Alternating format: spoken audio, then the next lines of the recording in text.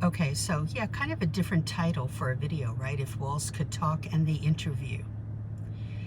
But who you are and who you bring to your cover letter, listen to what I'm saying, is going to enable you to land the interview.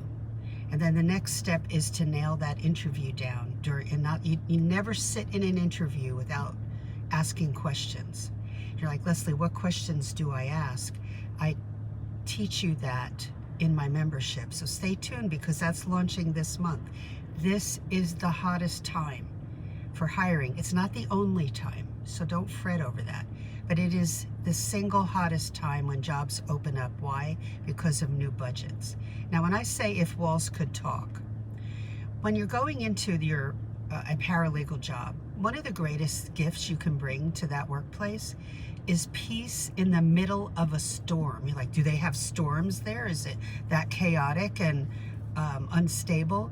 Look, you're dealing with clients, you're dealing with deadlines, and there's a lot of information that you have to learn as a newbie, and your main goal is to get that work done so that you remove stress from the attorney and that you serve the attorney and you serve the client.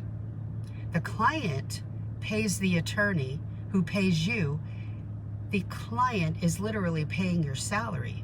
So dealing with both the attorney and the client, but understanding the attorney is your employer. Okay, and ultimately the client is the attorney's employer, correct? So what you bring to the table in those abilities to keep peace in the middle of a storm, and you know you can't answer certain questions because you're not a lawyer. You may think you're going in there to quote unquote help people.